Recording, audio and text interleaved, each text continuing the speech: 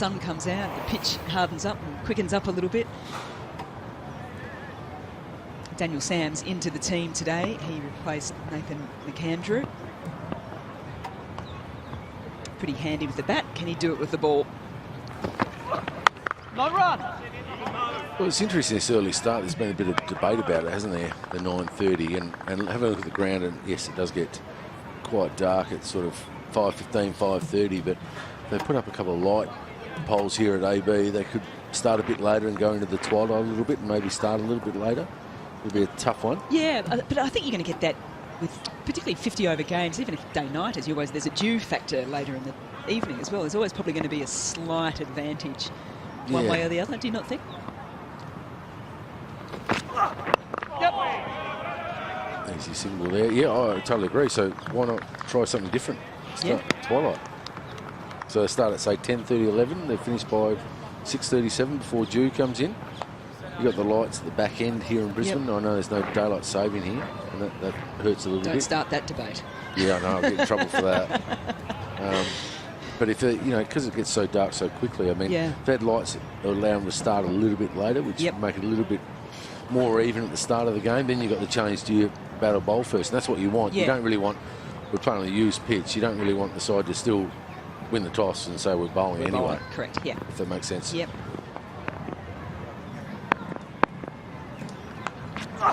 No. But the same debate's been going for 20, 30 years. I remember playing at 9:30 starts, so they've got to be, with lights around, someone maybe think about just pushing back a little bit for those starts and try and get it to 10:30. As we said, it's a used wicket today, so it looked pretty good again, didn't it, when you're out there? Yeah, completely. And you think, well, it's not going to do too much, but it just does enough.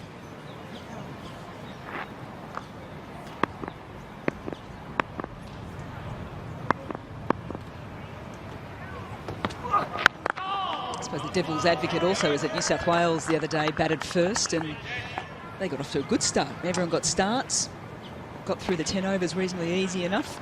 Now none for 50. Well, they did. They should have got 350, 330, 350. Daniel Hughes said on comms that he thought they were about 20 or 30 short, and the way they set up that game, they probably should have got to 330.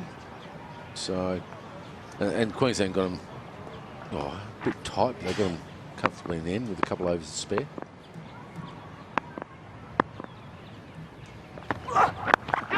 Whips it off his hip, and for a fraction of a time, New South Wales thought they might have got their first wicket.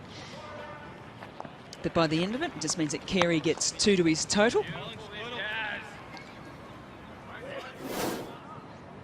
Just gone a bit quicker, really. Pace. Try to whip it. Half pull, half whip. A couple more. Expressions, they know they need an early wicket to put some pressure on South Australia. The longer they go without that wicket, then it starts to, to South Australia change the order and put some strikers in and have a go.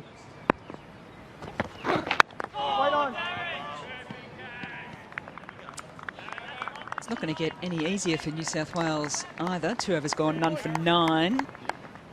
Because once this game is done, it'll get slightly easier because they go back home. They'll be playing 2 games at Drummoyne, but they'll be up against Western Australia, who are a star-studded lineup at the moment. Well, they are, aren't they? You look at the list, but I wonder how many Australian players New South Wales will get back. Come back into this team. Maybe Mitchell Starc, who didn't play as much in the Ashes as everyone would have thought.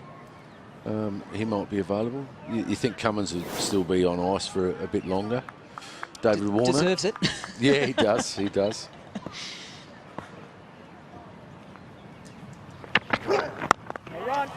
Someone like David Warner might come into it. Yep. Steve Smith, he'll want to play. He loves playing. So you put those 3 players back in the side. Josh Hazlewood would probably have a little, maybe an extra week's break, I would think. But, you'd have Starc, Warner and Smith into that lineup. That's not bad. It's pretty good, isn't it? So, yeah, and WA, as you said, that's a lineup. That's a proper lineup to fit all them in. I mean, Mitch Marsh in as captain. Yes. You're batting down to 8, really, with Agar at 8. A little bit of shape away from the right-handed Ferguson.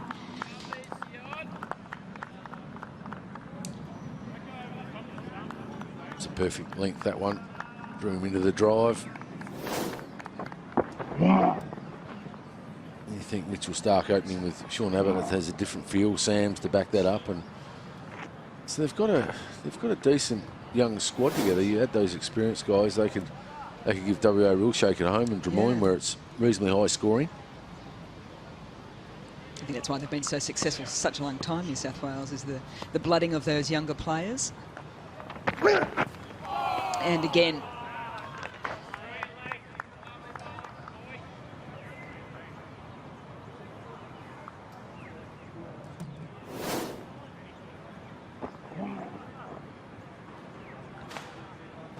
that's good bowling.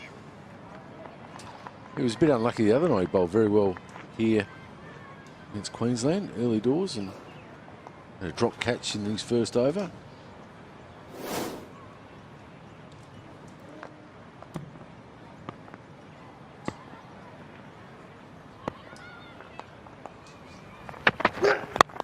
Goes Fuller on that occasion. That's beautifully driven. That's the class of Callum Ferguson, beaten twice outside off stump the 2 deliveries before, but has everything in line perfectly for the on drive on the 3rd. Well, it's one of the toughest shots in the book, so all the boys and girls out there watching that, that's how you play the on drive. Stayed nice and still and hit back past the bowler. It's a really difficult shot to play, but it's a beautiful timing, Callum Ferguson. And again, when you're just trying to play cricket shots like he does, he's a very fine player.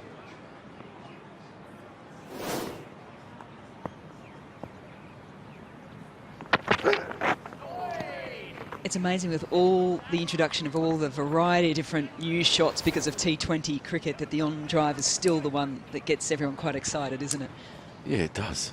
I mean, I could never play one. So is that why it excites you? Yeah, right, okay. That's exactly right. Callum Ferguson hot on the trail of Mr. Darren Lehman. I think he'll catch me. 900s. It's not bad, hey? Won't catch your average, I don't think. Played a lot more games than me, of course. It's in the air. And it's one bounce down to the boundary line. Harry Conway does well in the end. For a moment, he probably thought he was in the chance for the catch, then pulled out, had to protect the boundary. 5 runs coming from it. It's 114. None for 100. None for 14. Well, he didn't pick that up, Harry Conway, I don't think, then.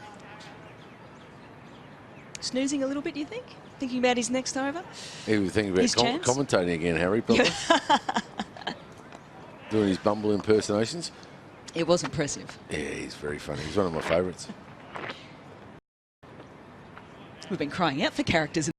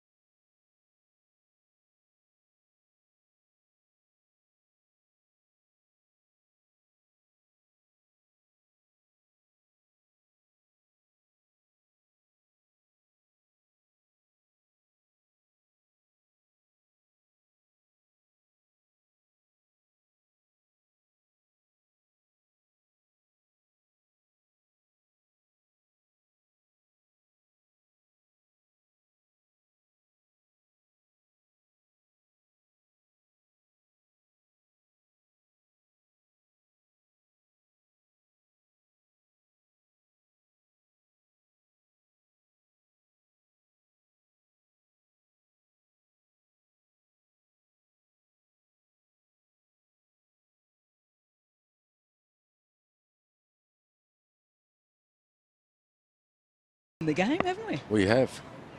He's certainly one of them.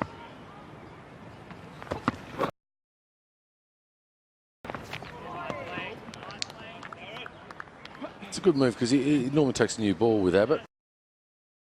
But they wanted the left-hander to swing it back into the right-hander or away from the left-hander around Alex Carey. So started well, Sam's. Greg Blewett, part of the South Australian coaching lineup, the batting coach there. He's third on the list. Tom Cooper playing today. Michael Klinger just keeps on churning out runs wherever he goes. Over in England, magnificent average.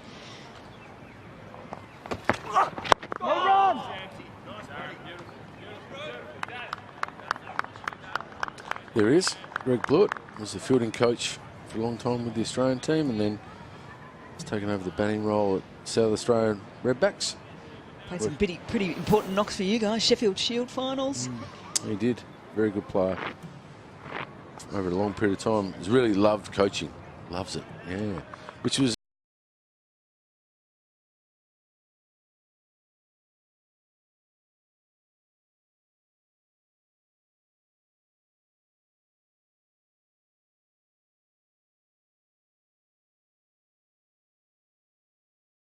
a bit of surprise when I first appointed him. Didn't know how he'd go, but very good and very thorough and just loves it. So did your due diligence there?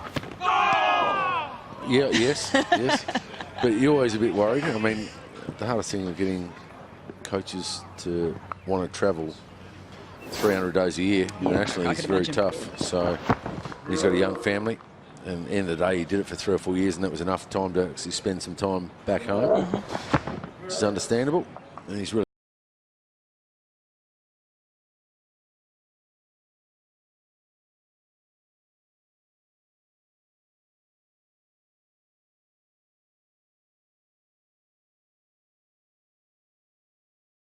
enjoyed his coaching with James Siddons and Tim Nielsen. Luke Butterworth's the bowling coach from Tasmania. The role of the assistant coach, whether it is with the bat or the ball, White on! how much is technical and how much is more the mentoring and the talking and understanding of the game? Well, I think it's at different levels, isn't it? At a state level, you've got a bit more time, haven't you, in preparation. So you've got that pre-season, if you like, so you can get the technical side of it. In season, it's very hard to change too much. So at a state level, it's more mentoring, I suppose, and just making sure there's no little bad habits creep into your game, whether with ball or bat. Internationally, you can do bits and pieces, but really the international pressure is about how they're going to make runs and take wickets on the day.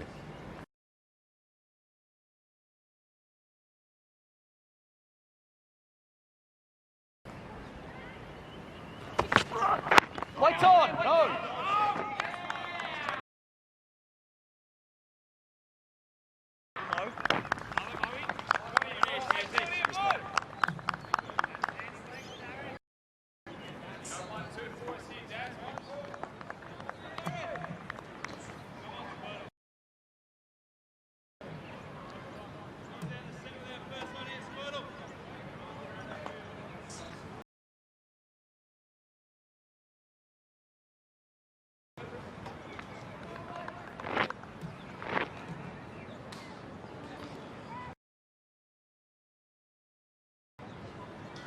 It was a big upset last night in the Rugby World Cup, wasn't it? Uruguay beating Fiji. Unbelievable. Yeah, 30-27.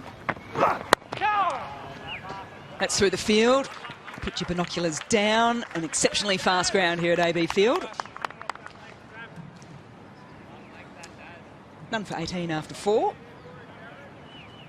Well, it was a perfect over. Just over-pitched that one. Callum Ferguson, strong area through covers. See there. It's not that bad a ball, to be fair, either. I mean, this morning, it probably nips around a little bit as it's dried out. It comes on the bat nicely. It's probably the hardest thing of a World Cup, whether it's cricket or the Rugby World Cup. Fiji played probably a magnificent game, 3 quarters against Australia, and then Australia just sort of got on top of them early at the back end of the game. And so they're probably feeling quite chuffed that they kept the Wallabies to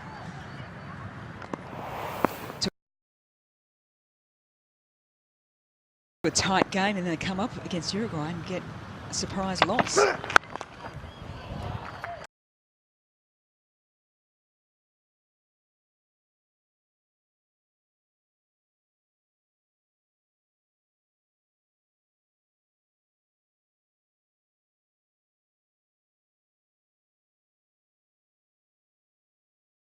Well, Alex Carey says anything you can do, Callum Ferguson, I can do almost better. Well, that's a beautiful shot. Again, on the up, he's come.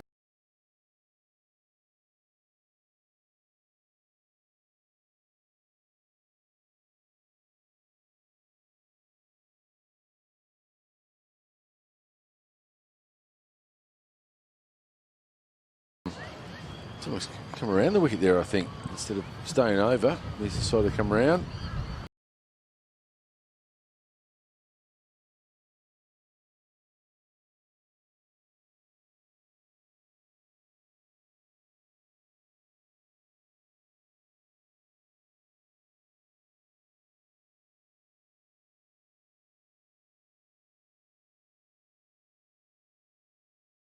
Into the hitting arc, really there. Oh, beautifully. I don't know why he's come around the wicket when he's beaten him.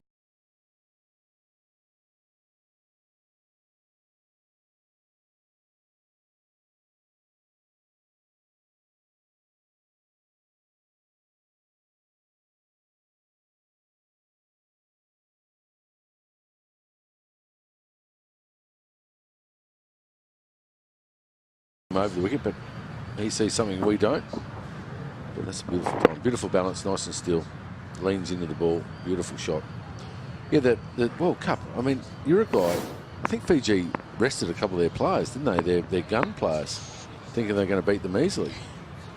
And I was saying to AB that, well, AB was telling me he knows more about it than I do, but he was saying they rested 7 or 8 of their first choices because they thought they'd beat Uruguay quite easily. World Cup's not easy to do. To win anyway, you should be playing your best side pretty much every time, I think.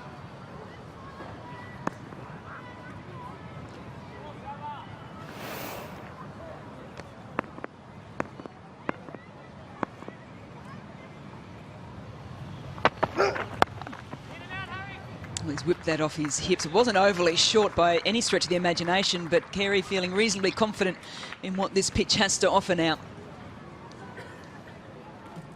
Yeah, he's a good player, isn't he? Good footwork all the time. So just whips that. Means it's a good wicket now. Hold that beautifully. Have a look at this. Nice and still. Works out. Plenty of time. Saw on the last cover drive, he's so balanced when he hits the ball.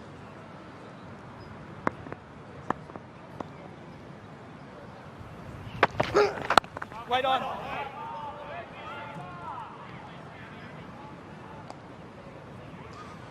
This is what we're talking about, Mel, when we talk about good footwork, as you know. Look at that. Just beautiful. Leans in the ball. Nice and still with the head. Times it beautifully. It's on the up as well. It's a pretty good track. Did that a lot in the World Cup. Likes it through the offside.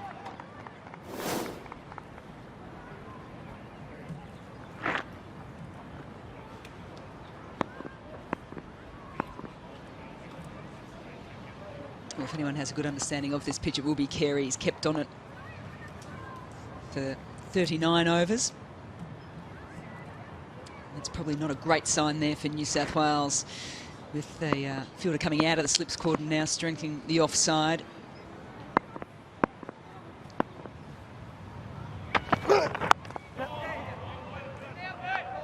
Squeeze through the onside. They're going to turn and look at 2. The slight hesitation.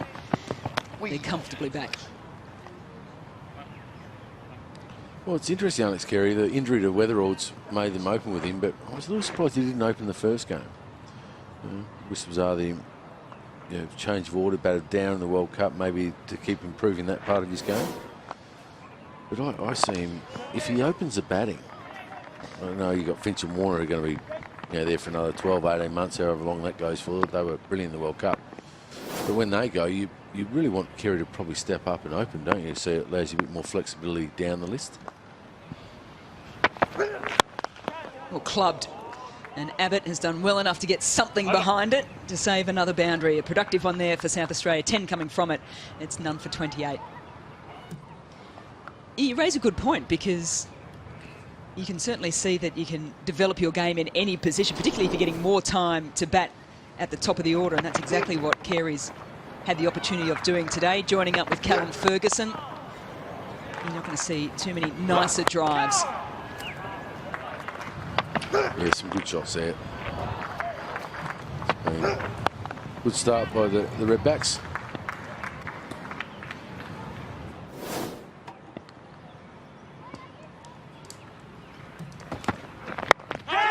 Oh, it was in the air for a fraction of a moment. Daniel Sams with the outstretched hand on the follow-through.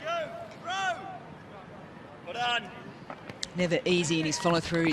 All his weight's going off to the right to be able to then shift it back to the left-hand side. Getting up pretty gingerly as well.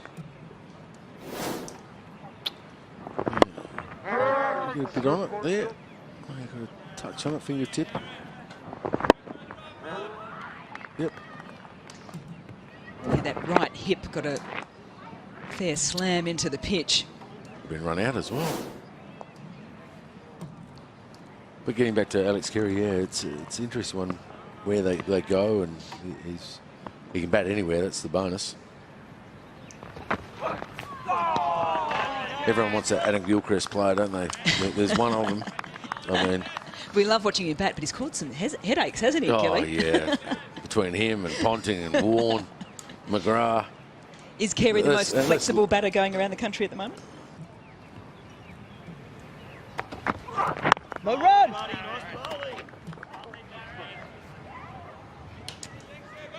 Trevor Bayliss has been sort of overseeing the white ball cricket in England in the lead up to this World Cup. That's one of the reasons why they got him on as head coach. He seems to have gotten England into a different mindset about how to play the game. Do you think other countries will be sort of looking at that style to shift the game forward, and particularly here in Australia with players going a little bit harder at the top, or will we sort of stick to that method that we've sort of gone with over the past few years?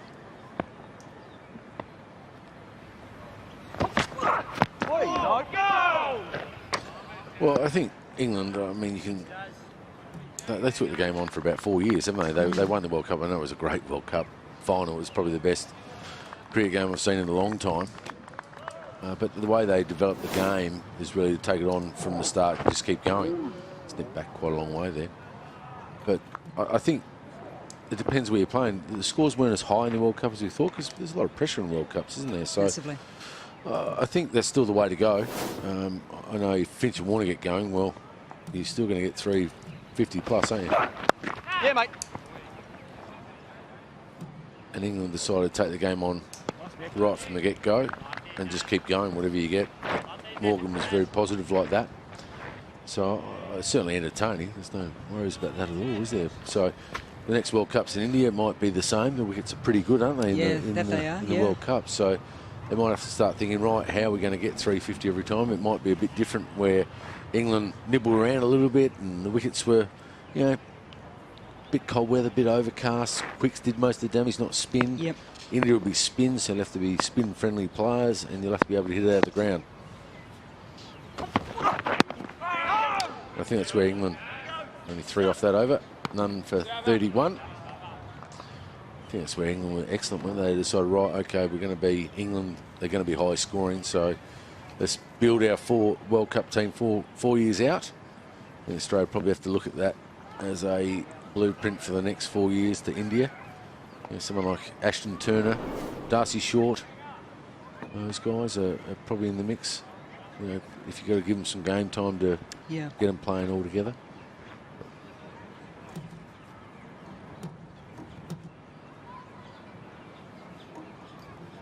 Have a look at the comparison after 6 overs. New South Wales 4 for 23. No wonder it's all smiles in the South Australian camp at the moment. So is it 4 years out from once a World Cup finishes? Everyone's now sort of got their eye ahead. No, you normally do it 18 months, so 2 years out. But England certainly did it 4 years out. Yep. You know, they were the first side to go 4 years. That's how we're playing for 4 years. Away you go. And that's probably more so because it was a home World Cup as well. That's right. So, you know, Australia, I think the last time we won in India was when Alan Border was captain of the World Cup. Yeah. We lost the semis a couple of times, quarterfinals in 11. No run! We really got undone by sort of spin, didn't we, in 2011? So I think the batsmen have to be spin-friendly players and actually be able to take the game on from a good period. And the first 10 overs of any match in India with the white ball coming on the bat, you've got to get off to a flyer. So that will be interesting how that all plays out.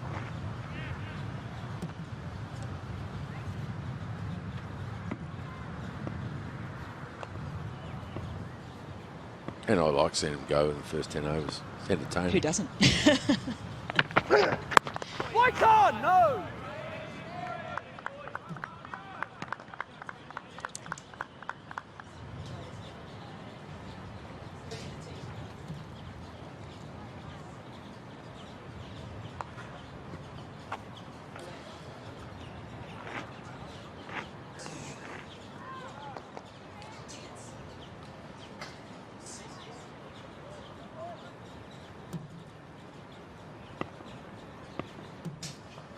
The women's team are playing this week too, aren't they? No. Yeah, they've got Sri Lanka as well.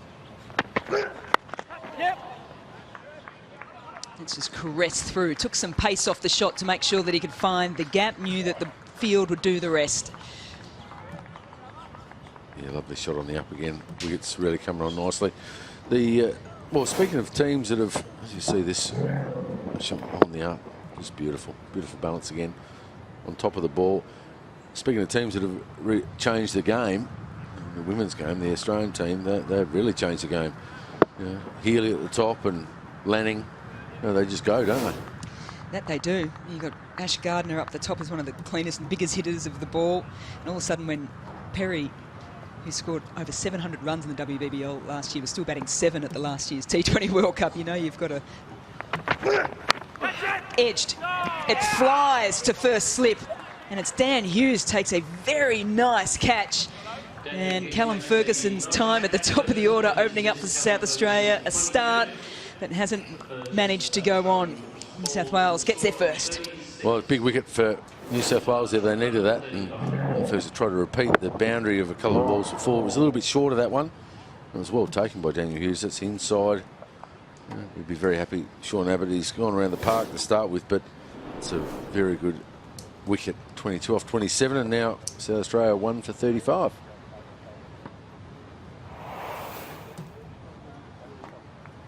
Yeah, Ferguson had looked to drive on the up for the last couple of deliveries, which he'd found boundaries off, but on this occasion got stuck on the crease a little bit. Means that Jake Lehman now comes to the crease. It also means the commentary box gets a little bit nervy as well. Things start to shake a little bit. They do it that, Mel. Very happy when it's comm change time. It's always a bad one when your father watching your son. You just hope he gets off the mark somehow. What goes more? Do you have the knee shake or the pen gets twirled around a little bit more? Everything goes. Everything Mel. goes. Yeah, yeah. I'll just shift across a little bit more. You need some space. Two left-handers now at the crease for South Australia. And I know what I'm like when he's playing and watching at home. So it's always hard when you're on comms because you got to watch what you say sometimes, Mel. So you were a talker to the television screen? When Yes, you were in I the am. lounge? Right. Yes. Okay. Yeah.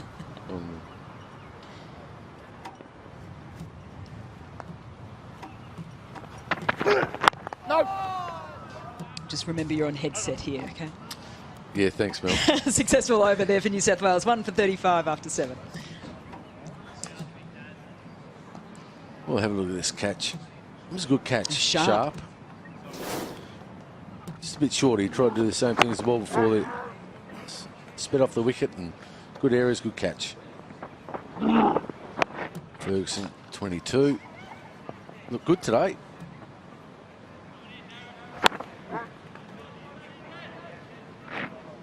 He just dragged the length back a fraction and had Callum Ferguson playing from the crease.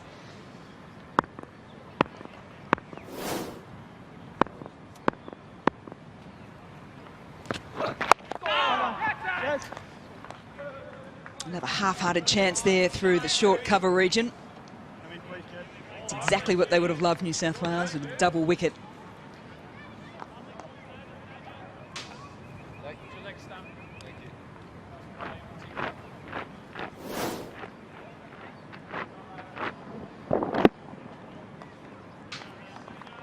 It's come on nicely now, isn't it?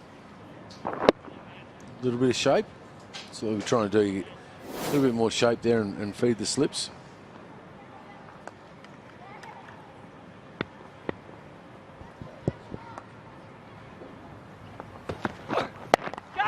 Oh, the up and under has gone forward of point. A nervy shot there to begin with for Jake Lemon. It's okay, Dad. Well, go and let it off your chest. Well, I don't know what he's trying to do there. If he's going to do that, he may as well hit it.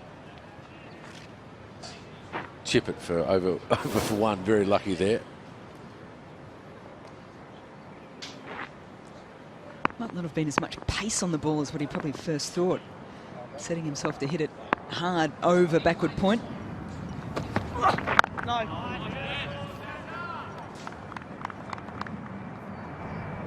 How are you with your planes, Darren? No, not very good. What's that? Hercules, is it, or what is it? Oh, well done you. I don't know. Oh, someone will tell us. It's big. Let's go with that. It's very big. C-17, I'm informed by There we go. a knowledgeable Erica. Well done. Nice, Harry. It was big, loud.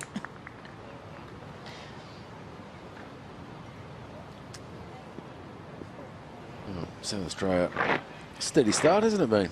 In your run chase. They would like Ferguson to get off to a bit more of a flyer, but they're probably going, you know what, we've just got to get to a stage where we can really have a crack at it at some stage.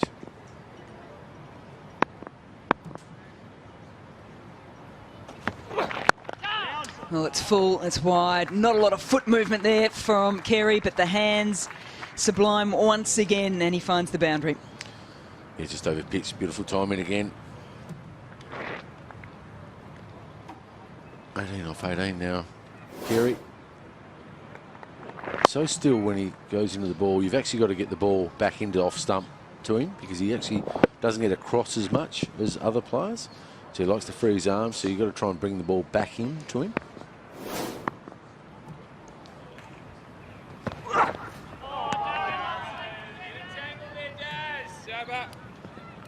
End of the 8th, it's 1 for 41.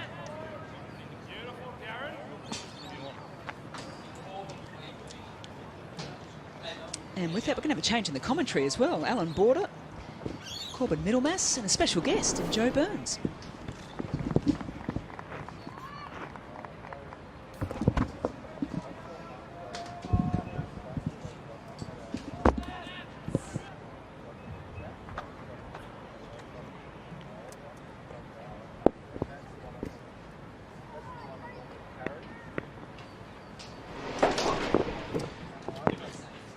Thanks, Mel.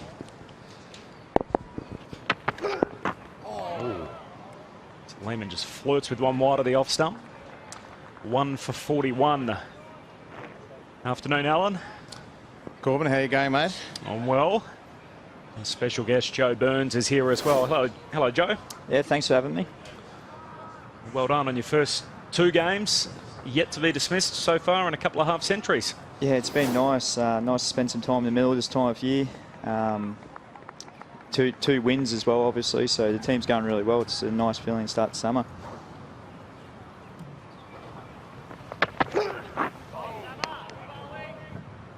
It's a wide.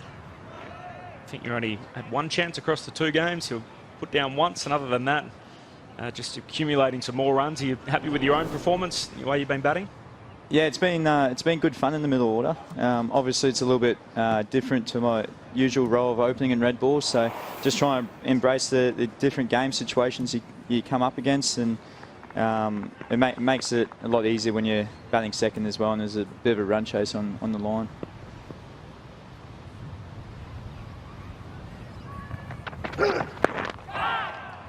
Talk us through the surface, because it's you know, that early start. There's a bit of grass on the track, and all the sides now are winning the toss and bowling first. That seems to be the obvious choice, obvious game plan.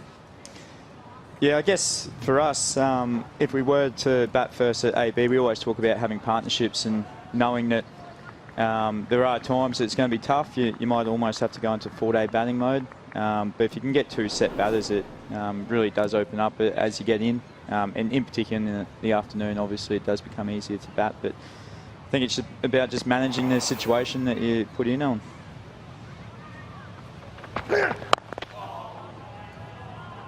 Seen a real trend starting now. So I think 5 of the last 6 games here have been won by the side batting second.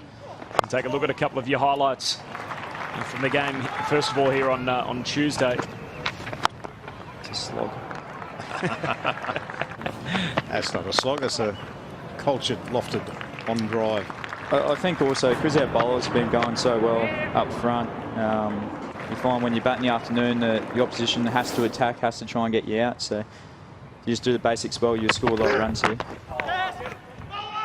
Carey calls Lehmann through.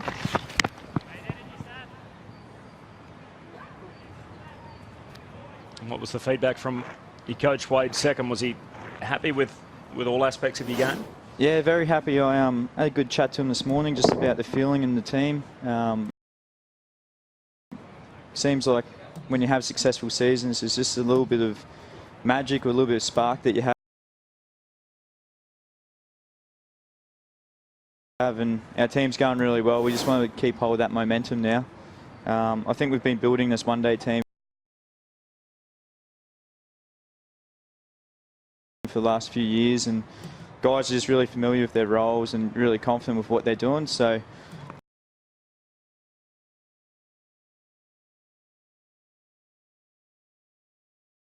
it's almost a matter of just taking responsibility now and not leaving it to anyone else. I think when you're in a strong team, you can fall into that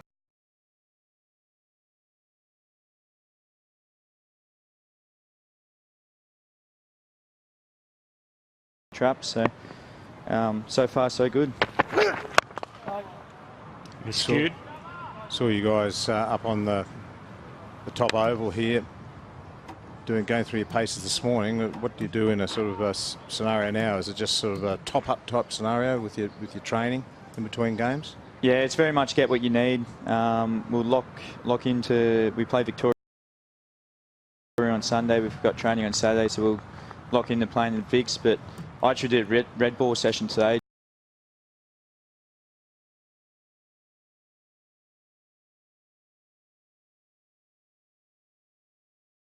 Just with an eye to the Sheffield Shield. So I think you know, the season, the schedule is always changing, so you always have to look ahead and just try and keep you on top of your game.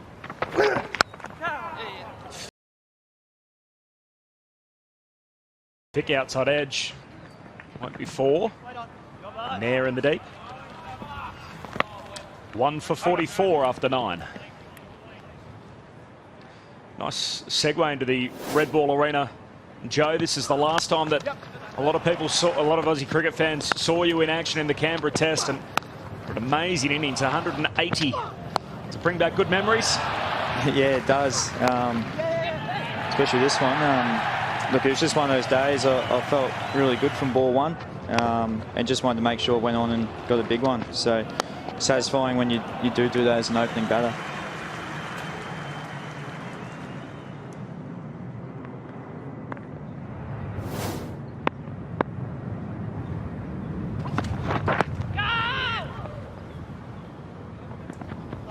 Going into the summer now, Joe, there's obviously realistic opportunities, isn't there, in that Australian batting lineup, given what happened in the Ashes. So you must be targeting a return to that arena. Look, if any opportunities came up, I just want to make sure I'm ready. I'm ready to go in and hit the ground running if required. That's all you can do as a player. You play what's in front of you. Obviously, the one days now, and then some tough challenges in the Sheffield Shield the first few rounds. And then, yeah, if you get the opportunity to play for Australia, you want to go in and just be on top of your game. So little things like today to get a red ball session in, just keep ticking it over. you're always looking ahead and making sure that just your basics are in order. If you can do your basics well, I think you can play across different formats, different teams.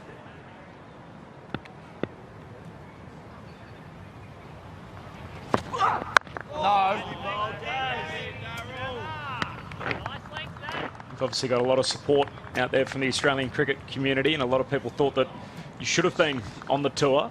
How was it communicated to you as to why you weren't there and didn't go across for the Ashes series? Yeah, I think it's always going to be a tough selection, whoever misses out. There's obviously guys coming back into the team, a lot of good players. So it's just a matter of going back and banging the door down was the message. And that's all you can do as a player. It doesn't really change your mindset. You always try and make as many runs as you can. No run. I think for me, it's probably just trying to put that out of your head and staying locked into the game in front of you, not getting too far ahead of yourself. If you play good cricket, opportunities will come up. Was it hard to watch? I actually flew straight to Spain, so I didn't see the first test match. And then by the time I got home, we were getting whipped in pre-season. So I didn't get too many late nights. But yeah, it was great to see the team do well, some individual performances, and to come home with the earn, it's a great achievement.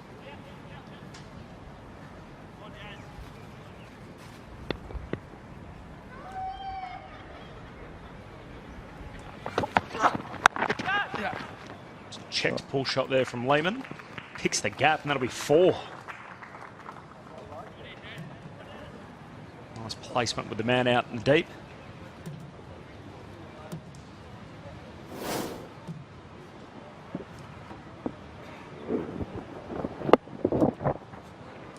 Yeah, you can't afford to have too much of a break these days, can you? You've got to keep that fitness level up, otherwise you do suffer quite badly from what my observations are. Yeah, so it was a week on the beach in Spain that I had off, and yeah, like you say, there's so many games and so many different formats that you have to play. You can't really take too much time off. You just got to keep ticking it over, and then just getting home from the Australia A tour, and I think it was about a month building into this tournament. So we ran, there's plenty of hills around here that we're running up during the winter. It was very tough, so I know the boys are always very happy once the games start in summer. Do you feel fresh coming into the new season? Yeah, I do. I feel really good. Obviously, the last few weeks just to freshen up mentally as well. So just looking forward to the summer now. There's so many games to come. You have to manage yourself really well throughout the summer, and just keep like I keep saying it, stay on top of your game, stay on top of the basics. 1 for 50. Away from cricket, what do you get up to? Have you got hobbies outside? To be honest, mate, away from cricket, I just try and live a normal life. I enjoy when we have a day off, just a chance to almost clean the house and just have a cup of coffee and switch off from everything. I'm not too much of a golfer. I watch a little bit of the NBA.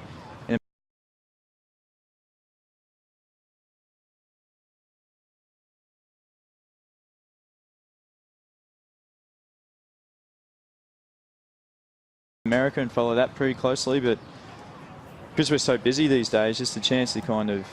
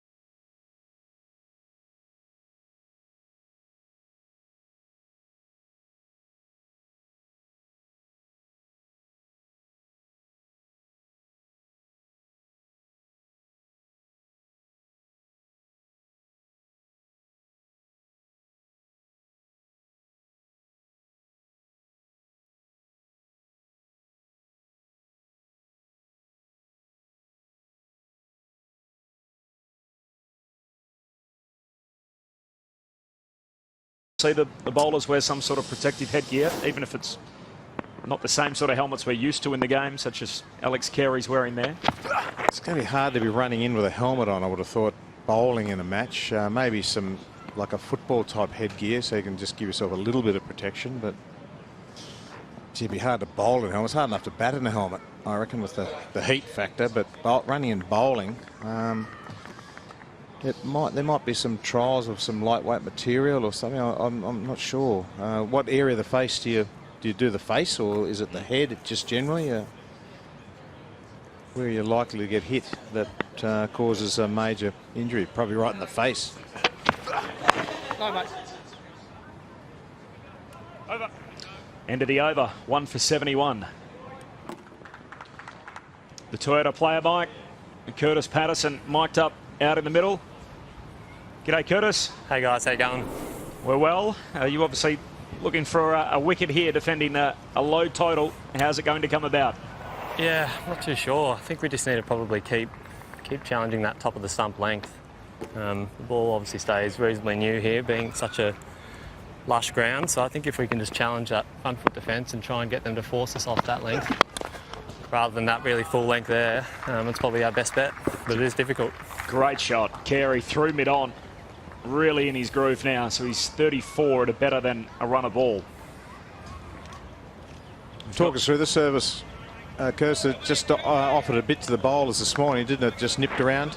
Yeah, it did. I don't think it was anything. It certainly wasn't as bad as 5 for 30 or whatever we were at the time. It's me. But probably just a mixture of some slightly subpar batting and some good bowling, and obviously some days you nick them like we did today. So we'll need to reflect on that and try and get better, because with a strong chance we're going to play on some nipping wickets throughout the tournament. So good opportunity for us.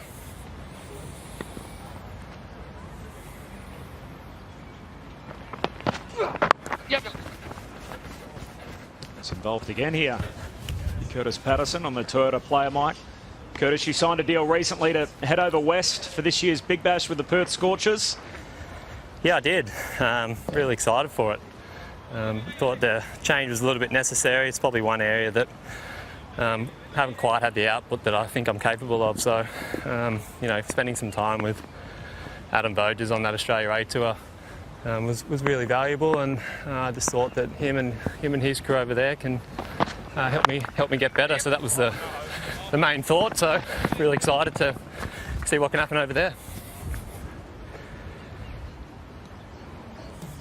Batting on the whack would be good too, mate, rather than the Sydney Thunder surface you've been batting on in recent years.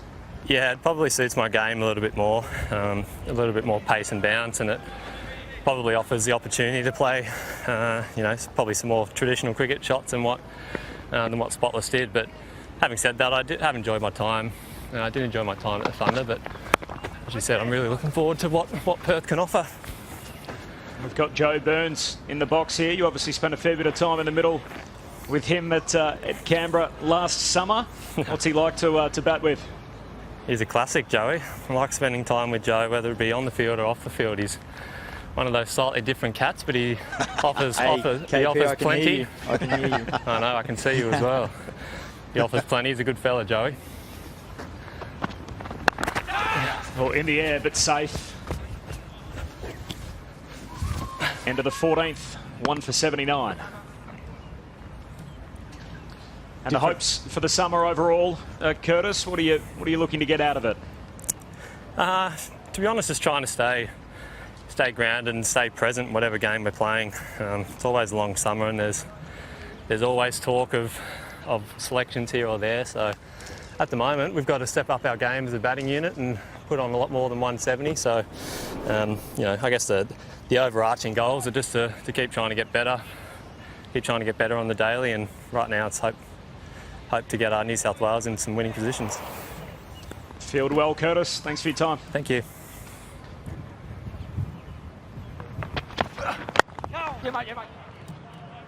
Lovely on drive. Lehman beats the infield and will race away. Diving effort, saves 4.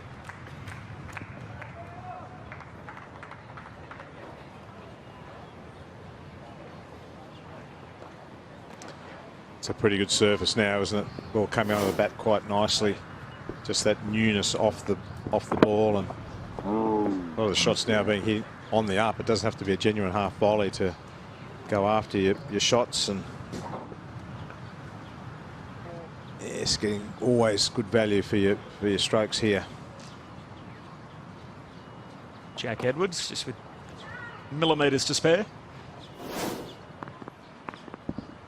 Here's his brother. I think it's only fair we return the question back to you, Joe. Batting with Curtis, what's he like to spend some time with out in the middle? He's very laid back. Yeah, I'm usually very engaged with my partner. I haven't batted with him too many times, so I remember the first time I picked up straight away that he's very much laid back, stay at his end. Not a massive talker, just switches on when he needs to. Carey departs, chasing a wide one and edging behind. He has to go out for 36.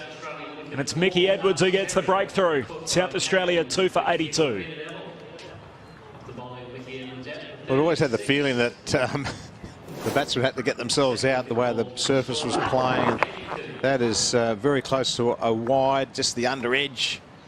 And Carey has got to go after what was a very good innings from him. He's made 36 from just 35 balls faced. The score now 2 for 82.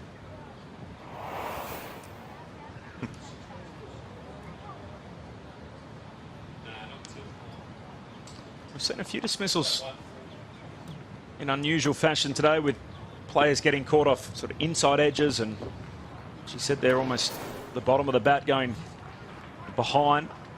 And here comes Tom Cooper on the back of his 62 of 75 on Tuesday against Queensland.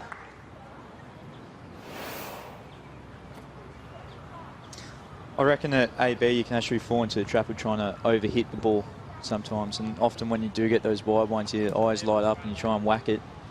I know when we play shield games here, as a batter you almost got to really be patient and just try and caress the ball, because you get so much value for runs. Beat the field and it's 4 every time.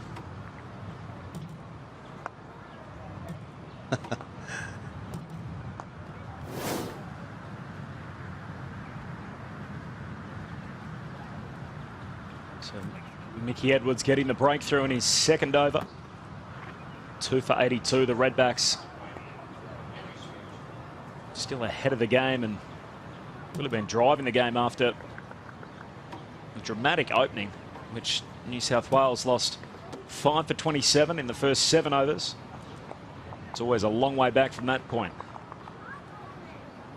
New batsman's Tom Cooper on strike here.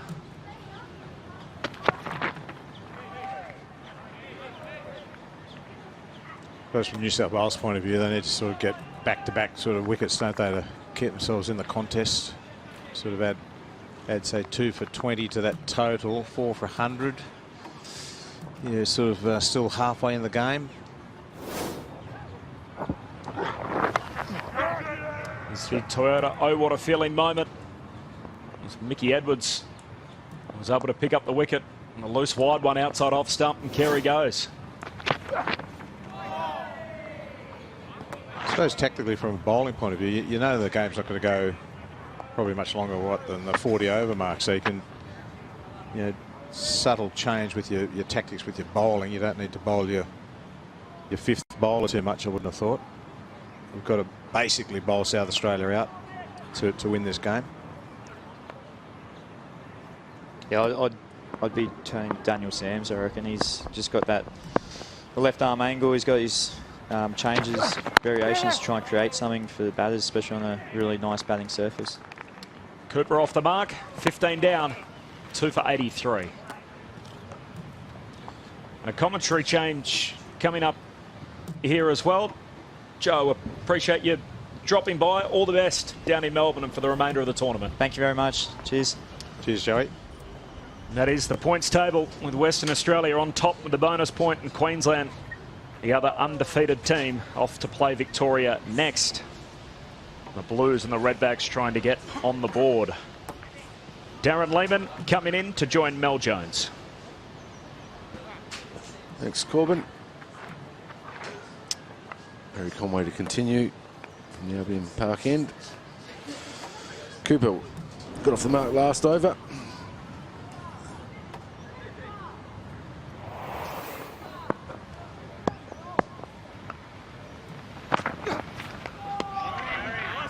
Afternoon, Mel. Darren Conway into his third over. I was enjoying watching him bat. At the start, Abbott wasn't going to give him the strike, and then he's, hang on a minute. What about his cover drive for 4? Shot of the day. He's brilliant to watch. I love his calling. Yep. You can hear it from here. Oh. Have to look at his laundry processes in his three-quarter pants. No run. He loves the three-quarter pants. He does, doesn't he? I thought it was because of some sort of funky socks that he'd have, like Andrew Ty always wears these fantastic socks, but I think they're pretty stock standard. Yeah. Adam Zampa, he doesn't mind the old three-quarter every now and again. Maybe if you've got sort of that 80s hairstyle, you've got to go with a three-quarter pant as well. Mm-hmm. Yeah.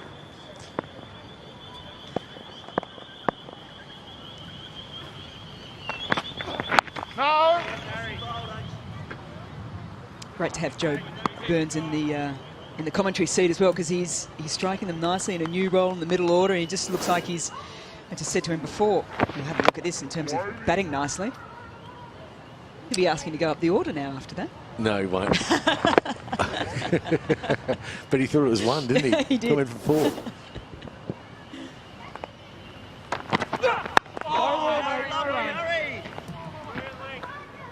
There's a saying at the start of the season too, and you get into some good form of fill your boots, and that's exactly what Joe Burns, I think, is trying to do as much as possible. That's exactly right. I mean, he started well. That's what you're after. And then you've got, 4 Shield games before that first test side, isn't it? So you would think he'd be in line for that if he starts well. Mm-hmm. They're not sure about the top order. Well, I think Warner's going to play. Yep. I think he's a lock still. His record in Australia is very, very good. What if he doesn't have the best start to the Shield season, David Warner? Oh, I'm still picking him. Yep. But I just think his record over a long period of time in Australia has been exceptional. So, yep. But it's who he partners with. I know he likes batting with Joe Burns because Joe can rotate the strike quite quickly. Mm-hmm. So that's always a good sign. But I suppose that's whoever's making the runs will get first crack at it, won't they? No run. A maiden, 16 overs gone, 2 for 83.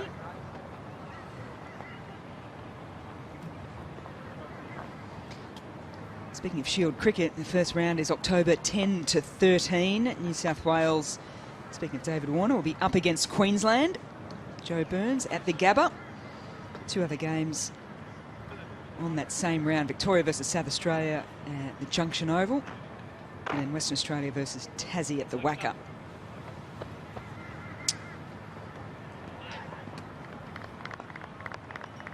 And you would expect a star-studded lineup in all those 6 teams that are starting the start of the Sheffield Shield season October 10.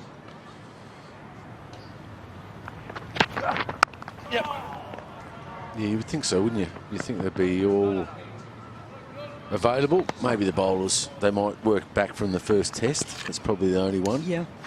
But you would think the batters would be playing. Yeah, if you like your red ball cricket, you'd be getting down to one of those grounds, wouldn't you? Yeah, well, they're all cracking games.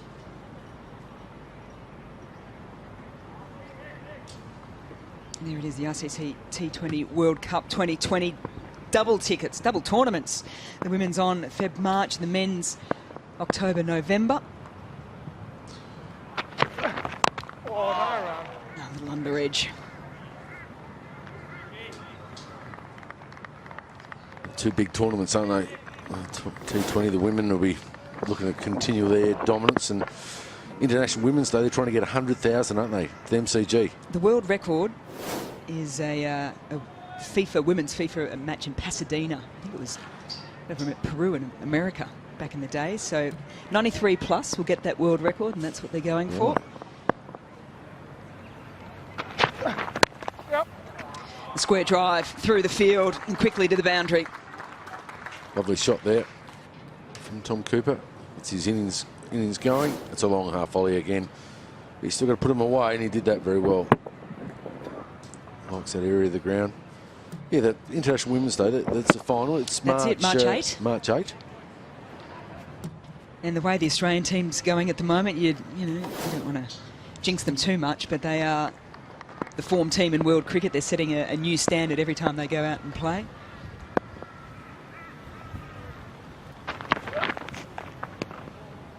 And then how good would it be if the Aussie boys got in the final later in the year, October, November? That would be fantastic, wouldn't it?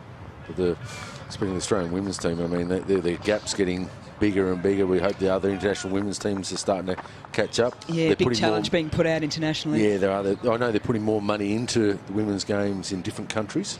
Yeah, so the 100 starting up in England. In England, yeah, there's been a bit of a gap shift, hasn't there? And everyone's trying to catch Australia. Oh, no run. I think the fact the last 2 years there's been women's IPL exhibition matches running throughout the finals of the IPL and on television and creating good crowds, I think will start to really ramp things up in India. We're starting to see those YouTube video clips of, 4- and 5-year-old girls in the backyard looking like little miniature Mitali Rajas and Shmiti Mandanas. It's great, though, isn't it? Which is absolutely brilliant. And the gap's got to close. I mean, the World Game. And it will, yeah. So look out, Australia. It's nicely driven. Mind you, I saw footage of Phoebe Litchfield from New South Wales the other day, and she looked absolutely outstanding. She's from New South Wales? Yeah. Yeah, up to 16 years of age. Talia Wilson, another New South Wales batting prodigy coming through, 95 in the WNCL the other day. So, as per usual, Australia know that they're coming, so they're always wanting to stay that step ahead.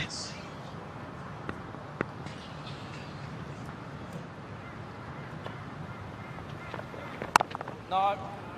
Lays back on it, can't get it backward of 0.7 runs coming from the 17th. It's 2 for 90, and it's time for a drinks break.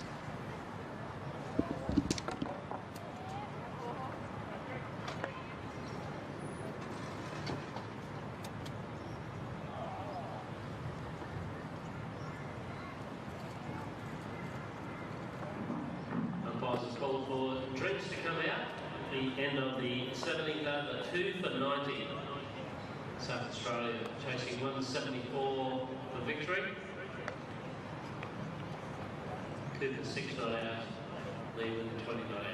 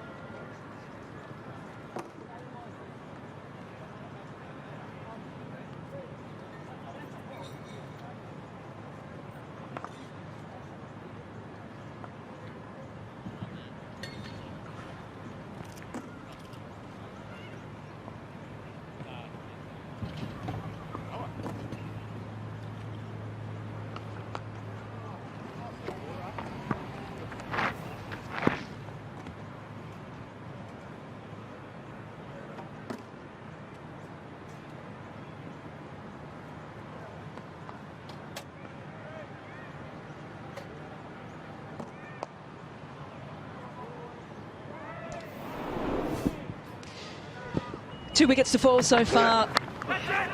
And it's a sharp catch to Daniel Hughes at first slip to get rid of Callum Ferguson.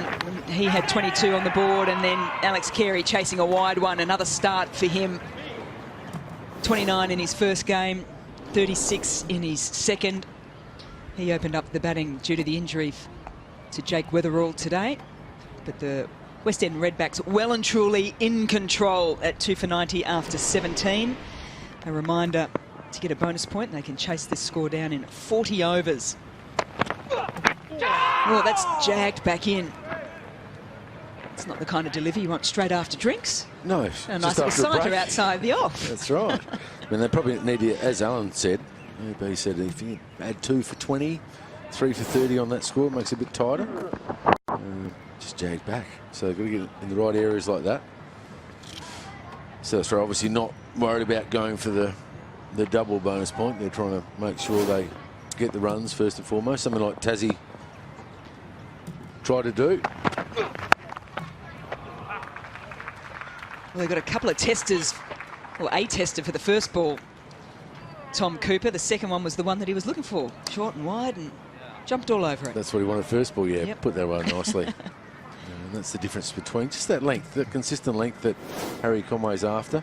He's just got that fraction wide. You know, that's only a yard wide. If he gets that tighter, he probably gets the same result.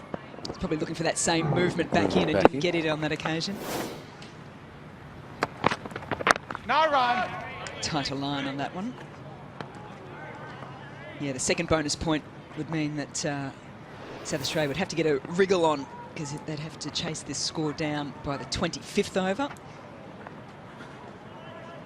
That would mean that they'd need roughly around 10 and over. Well, they're not worried about that, are they? They're just saying if we're there at 30 overs, we're going to be pretty close.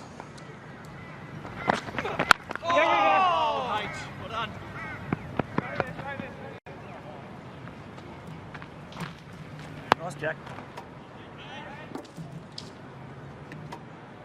South Australia post this game, all the teams then go back-to-back against the same team. South Australia will take on Tasmania at the Karen Rolton Oval. They will get a couple of internationals back, from all accounts. Matthew Wade back into the Tasmanian side. Strengthen their top order.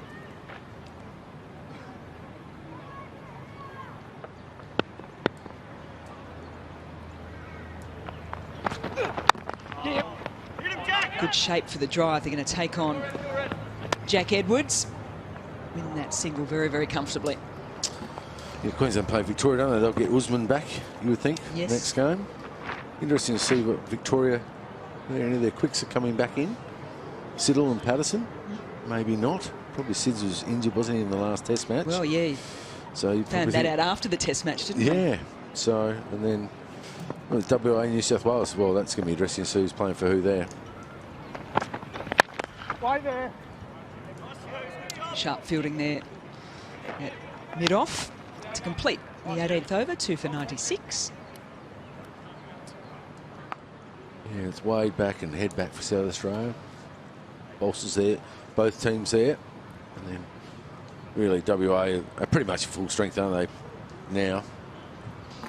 And then you've got New South Wales. Well, what changes do they make in terms of the big guns coming back in when they're available? Sean Abbott coming back on the Crosby Road end. Good attacking move.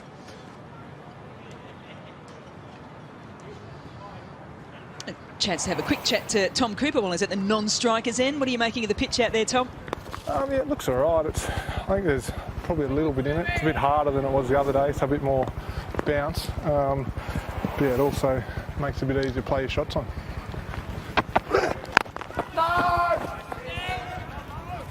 Tom, what's the plan from here? Just keep this partnership going for the next sort of 5-6 overs, and then sum it up from there? Or? Yeah, well, I think they brought Saba on here to try and crack it open. It's probably their last-ditch attempt at getting us in a bit of trouble. So the plan is to hopefully get through it unscathed, and then go from there.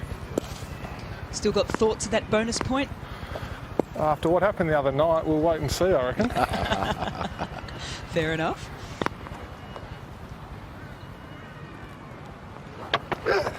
Yes, boss.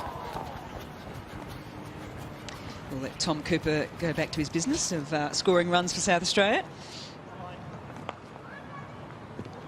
He started well in this competition. 62 the other day. He's got another little start here. Yeah, that's probably right. He summed that up well, didn't he? You know, the next sort of 6 overs, they're probably saying they've got all their guns on. Let's get through that. Even if you only go 2 or 3 and over at the 25-over mark, you're 120. You're going to have plenty of time to get the rest of the runs in the 40 overs.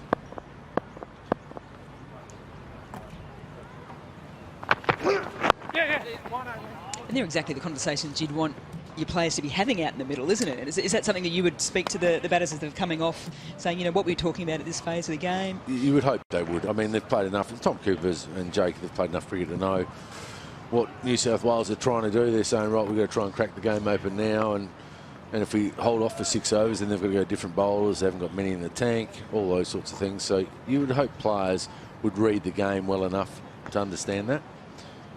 If they didn't, then you'd be having a discussion at the end of the game, probably, you know, what are we thinking? Yep.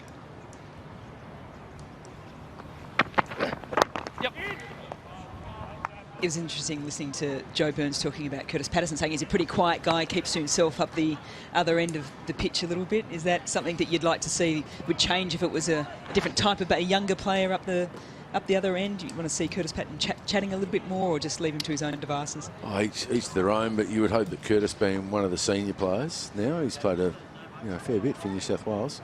You'd hope if he's got a young player there, say Nick Burtis in his first game, chat to him and keep him involved in what's going on and how they should play it. The short delivery doesn't get all of it, Tom Cooper, but got into position quick enough.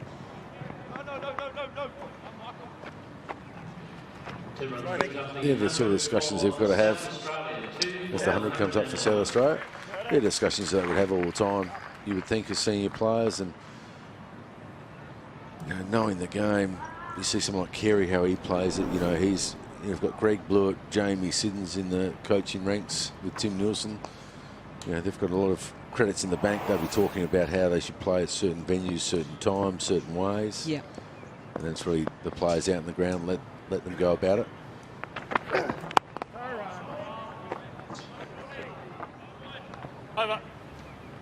19 overs gone, 2 for 101. It is the unique element of cricket, isn't it? That so many of the decisions being made are purely on the shoulders of the players. Well, they're on the fly. They're out there. They know best. You know, a lot of them have played enough. Now you always have an experienced guy with an inexperienced guy, if you like. So it's really a case of them giving them the tools and then let them actually play. You don't want to confuse them too much as a coach. You want them to actually go and express themselves and play a certain way. Yeah. Because we can overcoach. We can certainly over-instruct. You know, that's the fine balance you've got to have. Yeah. So they've all watched enough cricket now, played at this level. They know what they need to do from here. You think, right, play normally. They've brought Sam's back on to do the same thing as Abbott.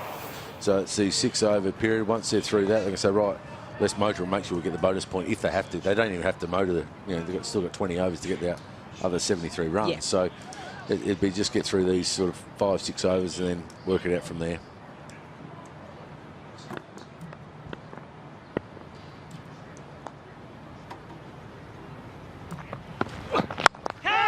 Wait on. In the air, past the bowler, almost past mid-off. Come on, ridiculous. I think that was Peter Neville in the background we could hear there saying, come on, it's ridiculous. There's a chance, wasn't it? Went back quite quickly. Yeah, stretched arm there. Frustration for the Blues at the moment, just the 2 wickets down.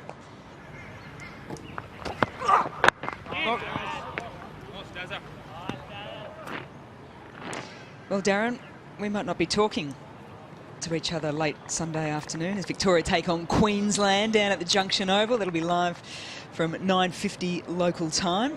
And then it'll be back-to-back games, really. Then game on Tuesday as well. We'll be talking, Mel. We're always talking. That is true. I played for Victoria. Well, you did. You forget about that. Oh, no, we were very happy to have you.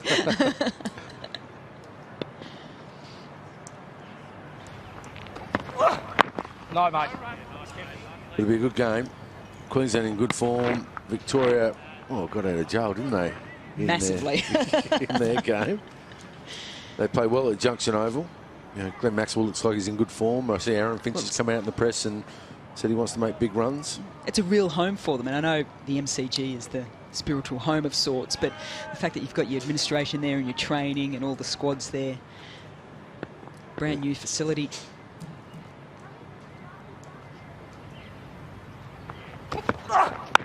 No. Nice, Kev. I was going to ask you, the first time you pulled on the navy blue, was that a weird feeling coming from South Australia? A little bit, considering the AFL background with the Adelaide Crows and the VFL days. But it was a great opportunity, so I really enjoyed my 3 years in Victoria, and then obviously went back home to South Australia to finish, play the rest of my career. Yep. But yeah, it was a great experience. And the Junction, you're right, Junction Oval is the home of Victorian cricket. They've done a great job with it. It's fantastic for all boys and girls. The facilities there are second to none.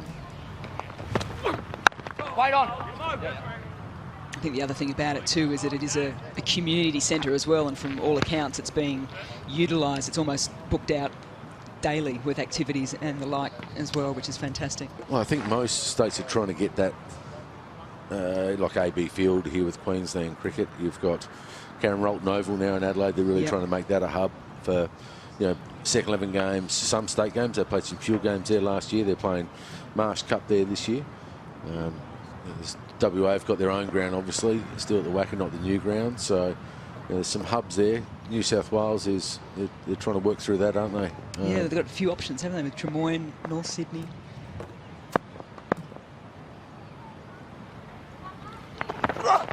Wait there. Punched off the back foot, can't get it through the field to finish off the 20th. Just the single coming from it, 2 for 102. Yeah, good over for them. Daniel Sams, right areas, only one coming from, but that's what they're trying to do. But as every ball and over goes by, it makes it a little bit easier for the Redbacks to chase them a bit later.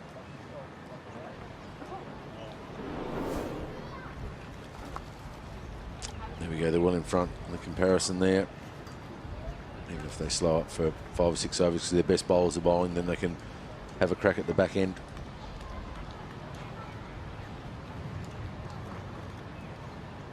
At that stage, New South Wales were 5 for 85 at the same time. So losing those wickets early didn't help. It'll be a case of New South Wales here trying to get South Australia 5 for, say, 130, maybe, and give them an outside sniff. Abbott into his 8th. No.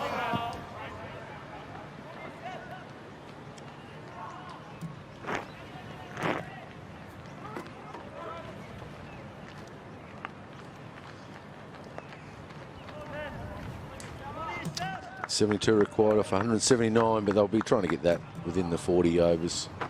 That's just batting normally.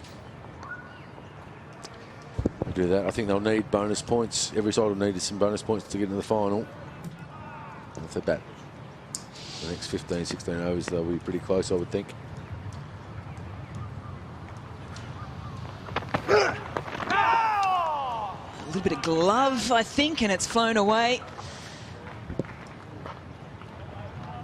Yeah, but looking to surprise with the bounce up. Well, they're obviously going to bowl short. They've got a short backward square, if you like, a fine leg and a deep man out in front. So with a third man and points quite square. So could be some short stuff coming here. Just help them on its way. A little bit lucky. Quick boundary if you get it either side of those fielders. It's going for 4. It's got quite a quick bouncer, actually, Sean Abbott.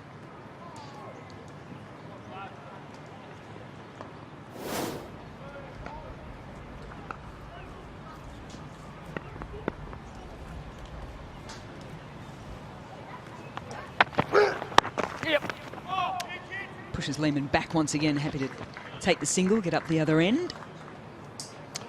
Good batting there. Just way to not get out, Mel. I keep telling him, get to the other end. Best place to be.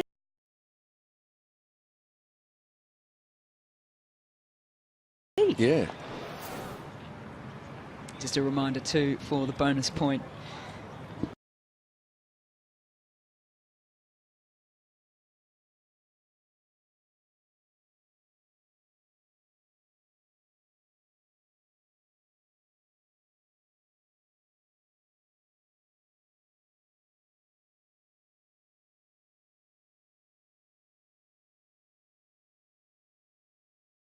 To get 1, they need to chase the target down by the end of the 40th over. To get 2, it's by the end of the 25th over.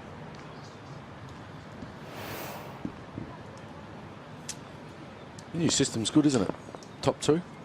You happy with it? Yep. Yeah. Without a doubt. Oh, no, Ryan. We were actually talking about it off air on board and myself and saying, you know, 1 and 2 is great.